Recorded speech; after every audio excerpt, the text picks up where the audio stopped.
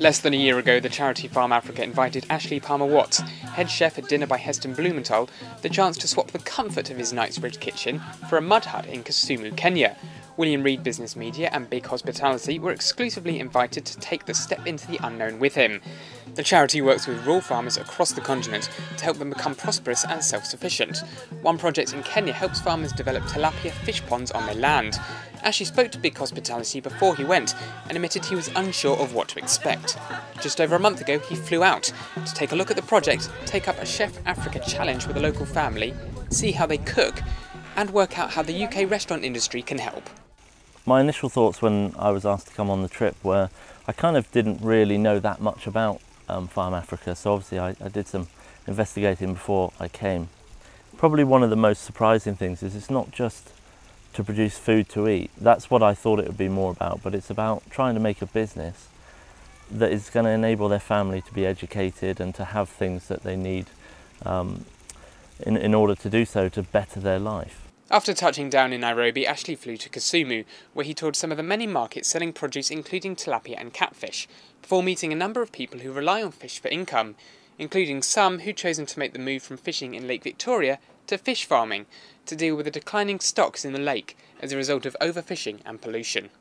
Yeah, I must admit, when we first landed and we visited the first market, it was extremely poor, and the smell and just generally I was just thinking, well, this is not quite what I imagined. I knew it was going to be kind of like that from my other African experiences.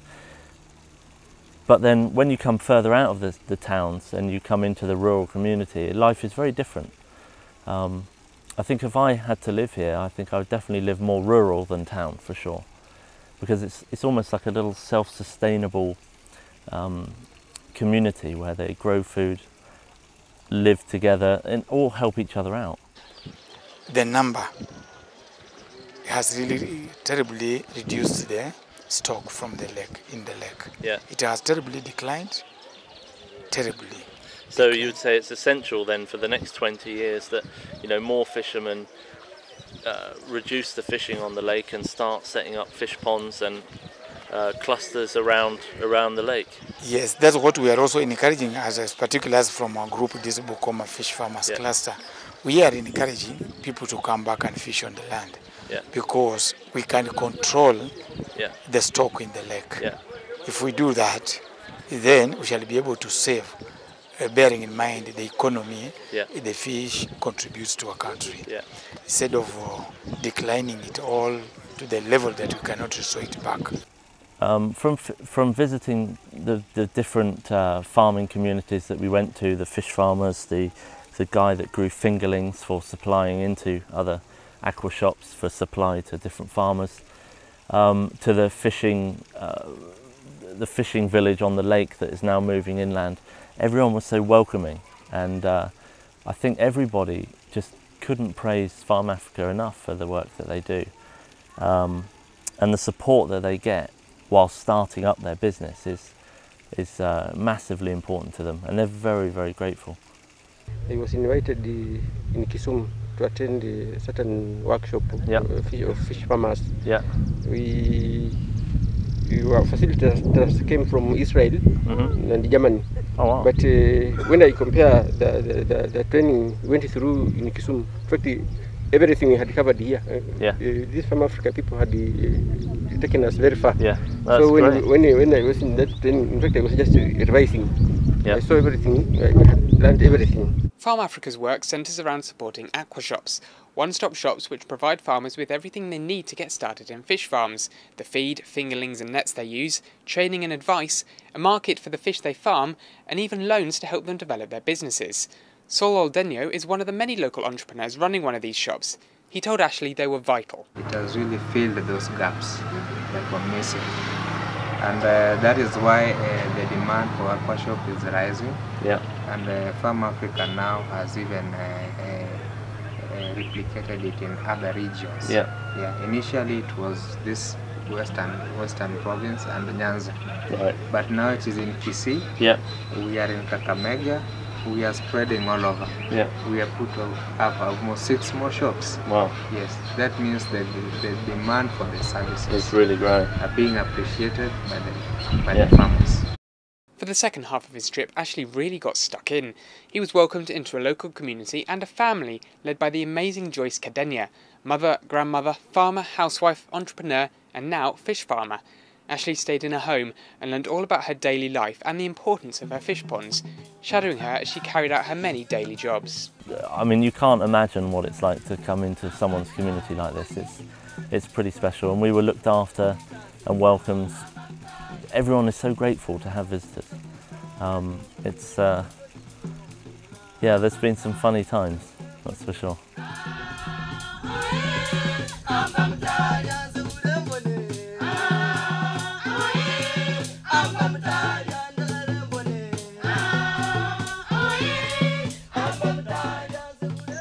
He's doing good. I'm a bit slow. And if he stay here for 3 to 4 days, she'll do very much. Yeah. Good. Yeah. Yeah. He's a good student. Yeah. This could be the best health farm in the world, I think. Exercise. We need to gym.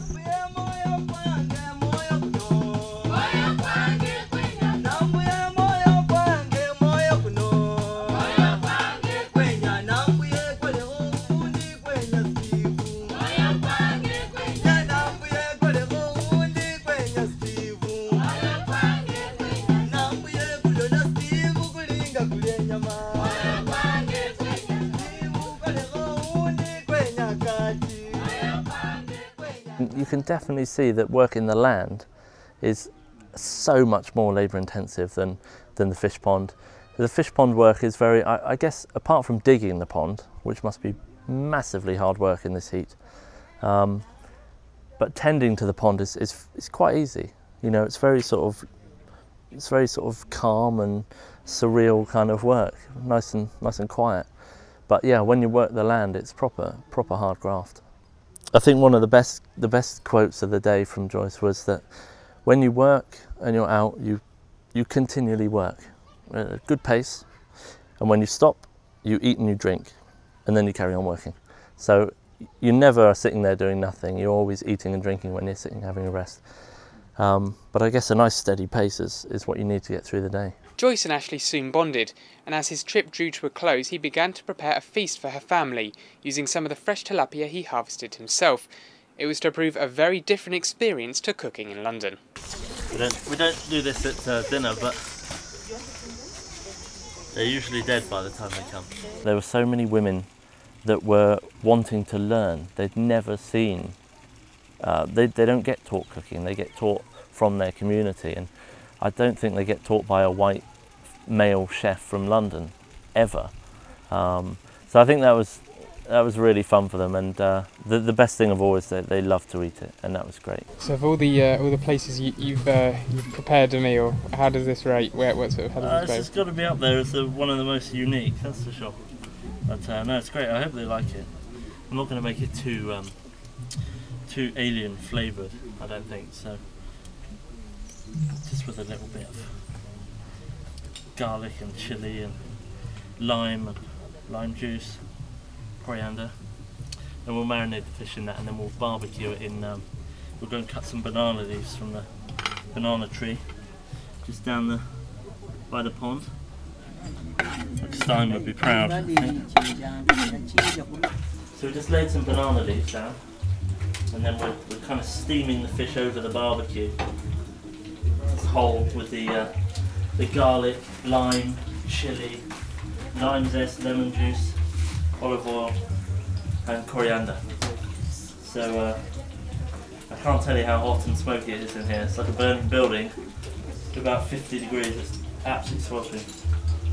But I'm going to have to go out and get some air, I think. I mean, at the start of the week it was supposed to be 20 people, and then by last night it was 60 to 70, somewhere around that. It was a lot of people. But it just shows how the fish can feed. And everyone ate last night, and everyone had a good time, and there was lots of dancing and everyone having fun, and the kids playing and stuff. Yeah, it's really special. It was quite an emotional day yesterday. It was quite hard to see, but everyone here is so They're so grateful for everything that everyone does for them. It's amazing. But do you know what? They don't complain. They do not complain. They persevere every day, and that's quite amazing. Before Ashley left, he sat down with Joyce and Susan Otieno, the Farm Africa Aqua Shops project leader, as he discovered why the fish farms are about so much more than feeding people, and why the people he met and the charity need the support of the hospitality and restaurant industries back home. I have been planning if the fish can do well and I can get some money to buy the food. Mm-hmm. I can make them, those who have got work, I can take to Mechanica. Mm-hmm. I get money, and these small ones, they can go to school because of that money of fish. Yeah. So the tilapia farming is so important to educating the small children and the next children, and to better their lives.